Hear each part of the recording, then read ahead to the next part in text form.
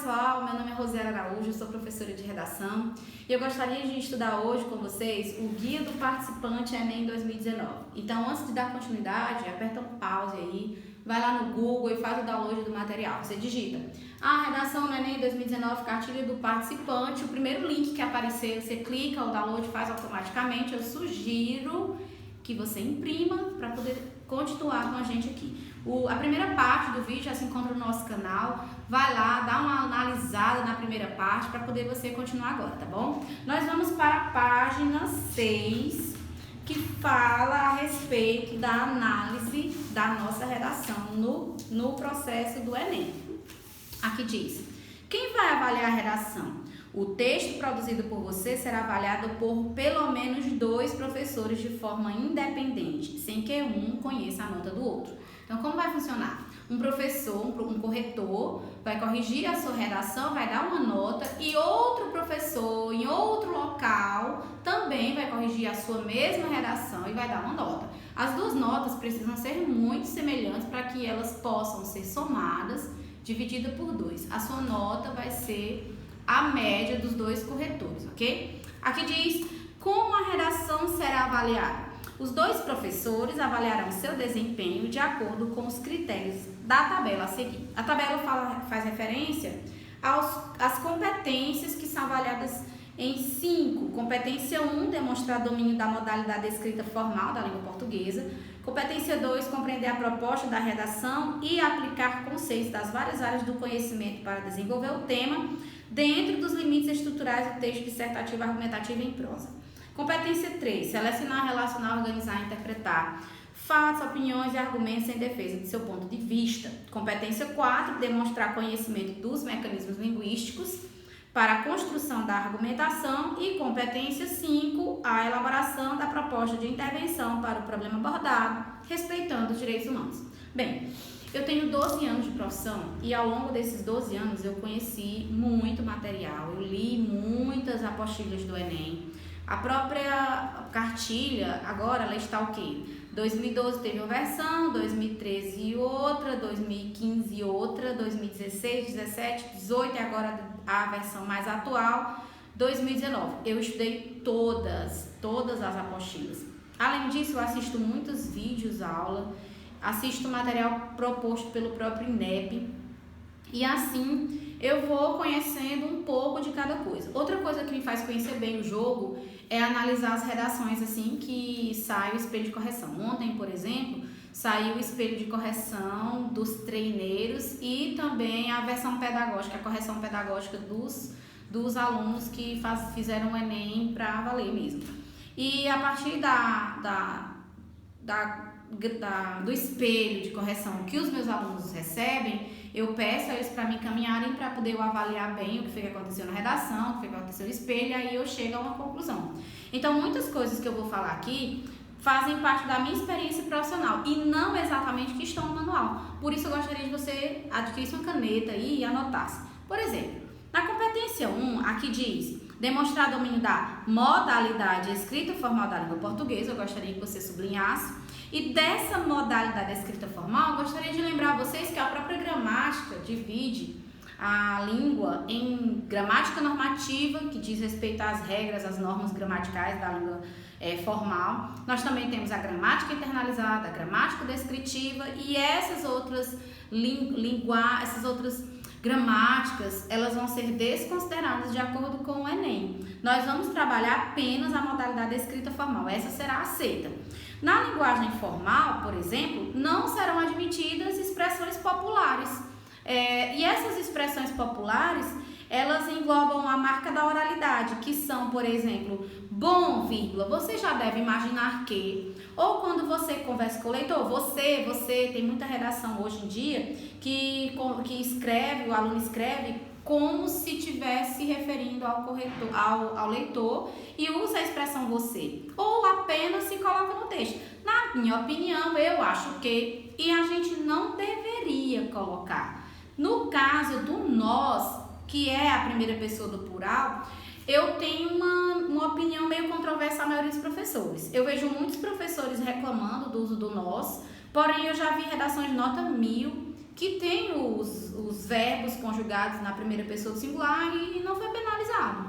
Eu digo assim, vamos evitar por conta de quem nos corrige, mas que eu vejo que muitas redações nota 1000 usam nós, eu vejo. Então, eu vou dizer assim, vou proibir com veemência? Eu não.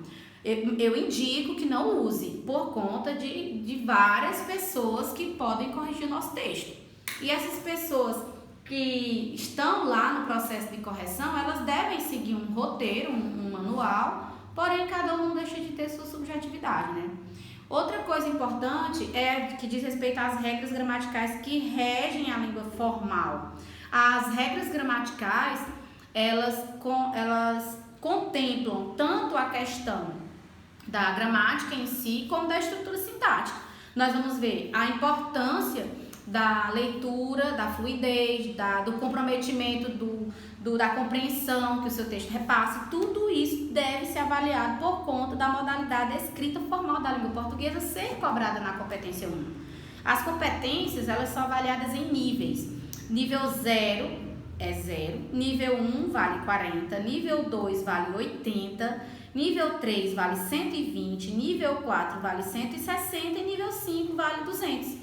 E de acordo com a cartilha do participante, cada item desse, cada nível corresponde a um desvio cometido, a um tipo de comando cometido, desvio cometido na competência 1, 2, 3, 4 e 5. Então, você precisa atingir um certo descritor, um certo problema para poder atingir aquele nível X. Ali não é de acordo com a minha intuição. A correção é muito séria. A correção do Enem é uma das correções mais rígidas. A banca de correção do Enem em 2019 foi a FGV. Mas anteriormente a VUNESP também foi corretora do Enem. E cada banca dessas é conhecida justamente pela seriedade com que ela leva o exame. E eles promovem uma espécie de curso de capacitação para os corretores. E esses corretores seguem à risca o modelo que é retirado da matriz de referência. A matriz de referência é o material que eu tenho acesso. Eu estudo a matriz de referência, eu estudo o manual do Enem, estou aqui estudando com vocês hoje o manual do estudante. Então, na competência 2, nós temos compreender a proposta de redação, que é o primeiro descritor, precisamos entender o que o tema quer. Depois nós precisamos aplicar conceitos das várias áreas do conhecimento para desenvolver o tema, que diz respeito ao nosso uso do repertório sociocultural, e dentro dos limites estruturais do texto dissertativo argumentativo em prosa, que é o gênero exigido, que é a tipologia exigida. Então eu tenho basicamente 3 itens a serem cobrados na competência 2. Vamos avaliar posteriormente um por um, ok? Na competência 3 nós temos selecionar, relacionar, organizar e interpretar fatos, informações, opiniões e argumentos em defesa de um ponto de vista. E essa ideia de você saber qual é a melhor ideia, que é a seleção, relacionar a ideia uma com a outra, a ideia primária com a ideia secundária, que é o conceito básico de um parágrafo padrão, que vamos trabalhar mais à frente. Organizar hierarquicamente a questão do nosso pensamento para poder assim convencer alguém de que nosso ponto de vista é certo. E a competência 4 já avalia os conhecimentos dos mecanismos necessários para a construção. A Enguedori chama isso de tessitura textual, é a coesão textual que nós vamos avaliar na competência 4, é o uso dos conectivos, para ser mais precisa. Na competência 5, ele vai avaliar exclusivamente a elaboração da proposta de intervenção que não fira os direitos humanos. Então, cada item desses precisa ser estudado à parte. Eu gostaria muito de me aprofundar em cada competência dessas. Isso demanda tempo, isso demanda atenção, isso não é fácil, é difícil e você precisa estar muito atento às próximas aulas, tá bom? Então, continuando, a apostila diz: como será atribuída a nota à redação? Cada avaliador atribuirá uma nota de 0 a 200 pontos para cada uma das 5 competências. A soma desses pontos comporá a nota total de cada avaliador, que pode chegar a 1000 pontos. A nota final do participante será a média aritmética entre as notas finais atribuídas pelos 2 avaliadores. E o que é considerado discrepância? Segundo a apostila do Enem, discrepância é quando as notas atribuídas pelos avaliadores diferem no total de 100 pontos na nota final ou em 80 pontos por competência. Eu acho demais. Eu acho diferir até 100 pontos, tem que ser mais do que 100, né? e superior a 80 pontos por competência. Porque quando uma pessoa dá 120 para uma e a outra dá 200, ainda bate 80, tá dentro do limite. Para que haja discrepância, aqui diz que tem que ser por mais de 100 ou uma diferença superior a 80. Então, eu acredito que uma pessoa que der 120 e a outra que der 200 em uma correção já é uma discrepância absurda. Vamos supor que na competência 1, na gramática, na questão da modalidade da escrita formal, um corretor lhe dê 120 e o outro lhe dê 200. Olha só que diferença. Porém, diante do manual do Enem, nós temos que seguir as regras, não é isso? Qual a solução para o caso de haver essa discrepância? Aí a sua redação será avaliada de forma independente por um terceiro corretor. Nesse caso aqui, esse terceiro avaliador será o que vai tirar a teima aqui. É ele que vai ver qual é a sua nota final. A nota que ele der, que esse terceiro corretor der, vai se somar à nota que o corretor A ou B de início deu. Quem mais se aproximar dele? Aí ele soma e divide a média. Se a discrepância continuar depois da terceira avaliação, aí eles vão para uma banca e essa banca é composta por 3 professores que vão avaliar junto a sua redação. E aí eles vão discutir entre si e dar a sua nota final. Não é possível que ninguém erre, né? Então, até aqui, nós temos uma certeza maior de sua correção, sua nota será bem corrigida. Agora, existem algumas razões pelas quais se atribui 0 à sua prova, que é o que a gente chama de critérios de nulidade. A primeira é, claro, se você fugir totalmente ao tema. Item avaliado na competência 2. Então, fuga total ao tema, fuga total ao tipo é 0. Acabou o jogo, game over. Não obediência à estrutura dissertativa argumentativa. Extensão de total até 7 linhas, lá vai.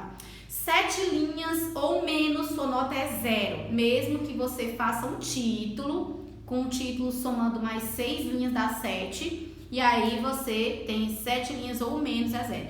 Qual é o número mínimo de linhas que você pode fazer para que sua redação seja gerada? Então, 8 ou mais. Se você fizer 7, é 0. Então, o número mínimo do Enem é 8 linhas, ok?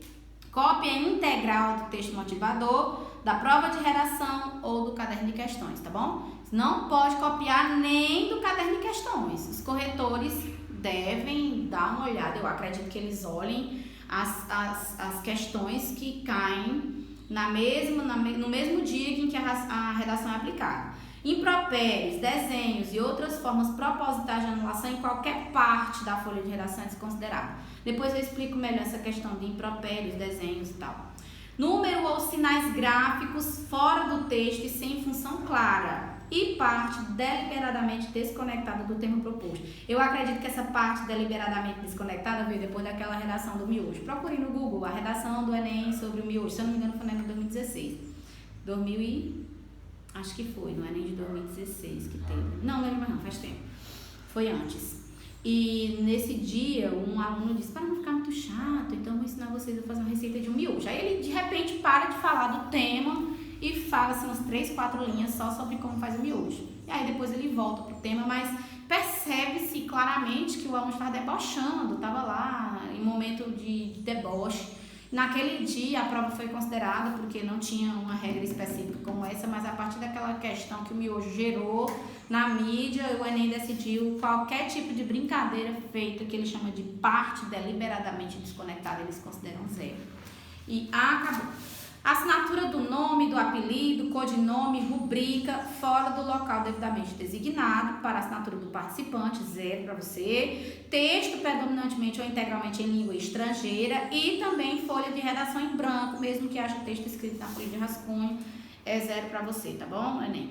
Aqui diz também o que são partes deliberadamente desconectadas. Eu já expliquei um pouco, né? São trechos como reflexões sobre o próprio processo da escrita, aprova o seu próprio desempenho do exame, bilhete destinado à banca avaliadora, por exemplo, mensagens políticas ou de protesto, orações, mensagens religiosas, frases desconectadas do corpo do texto, trecho de música, de hino, de poema ou de qualquer texto, desde que estejam desarticulados da argumentação feita na redação.